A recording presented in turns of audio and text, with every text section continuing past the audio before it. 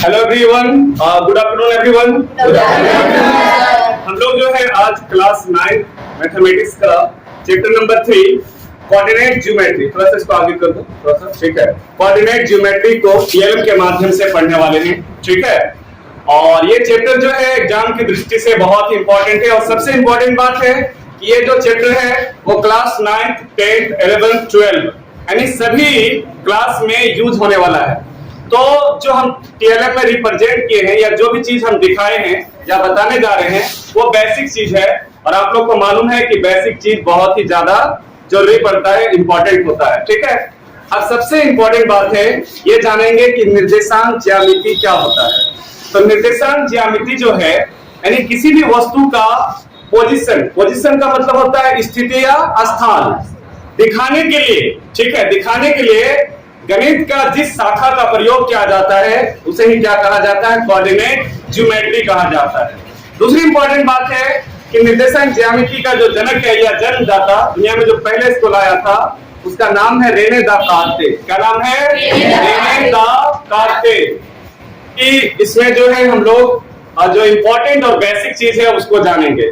तो निर्देशांक ज्यामिति का जो जनक है वो कौन है? रेने दा कार्ते। और इस ब्रांच को लाया गया था 1637 ईस्वी में। कब लाया गया था?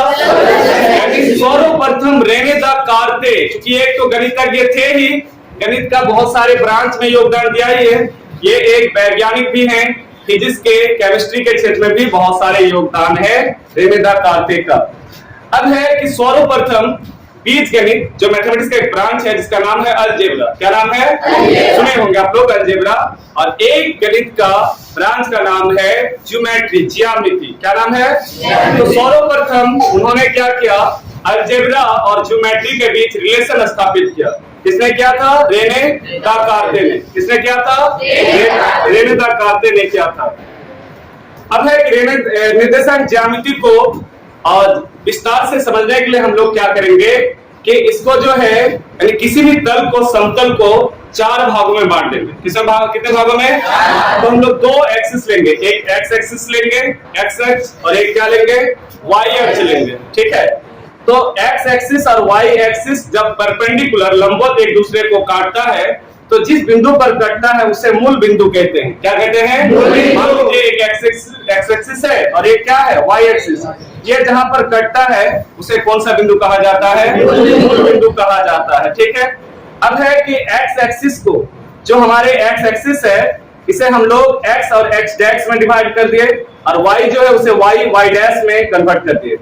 एक्स एक्सिस को कहा जाता है क्षैतिज तल। क्या कहा जाता है? क्षैतिज तल या क्षैतिज रेखा, और इंग्लिश में बोलते हैं हॉरिजॉन्टल लाइन। क्या बोलते हैं? और एक्स एक्सिस का जो मान है, एक्स का जो मान है उस मान को कहा जाता है भुज। क्या कहा जाता है? यानी एक्स का जो मान है, मान लो एक्स का मान 2 है तो 2 को कहा जाता है भुज। क्या कहा जाता है? भुज। उसी प्रकार वाई एक्सिस जो है, वाई एक्सिस को कहा जाता है ऊर्ध्वाधर रेखा। कौन सा रेखा? ऊर्ध्वाधर रेखा। और इंग्लिश में कहते हैं वर्टिकल लाइन। क्या कहते हैं? वर्टिकल लाइन, ठीक है। और जो वाई एक्सिस का मान होता है उसे कहते हैं कोटि। क्या कहते हैं? तो यहाँ 2 तरह का मान होगा, एक भुज होगा और एक क्या होगा, कोटि। तो भुज जो है किसका मान को बतलाता है, एक्स का कि वाई का? किसका मान बतलाता है? एक्स का। और कोटि किसका मान बतलाता है? वाई एक्सिस, वाई एक्स का बतलाता है। तो आप डायग्राम में देख रहे हैं, थोड़ा सा इधर लाओ, ठीक है, आगे आ जाओ, थोड़ा सा आगे आ जाओ, ठीक है। तो डायग्राम में आप देख रहे हैं ये जो है 4 हिस्सा है और प्रत्येक हिस्सा को चतुर्थांश कहते हैं। क्या कहते हैं? लेकिन इसे और 2 नाम से जानते हैं।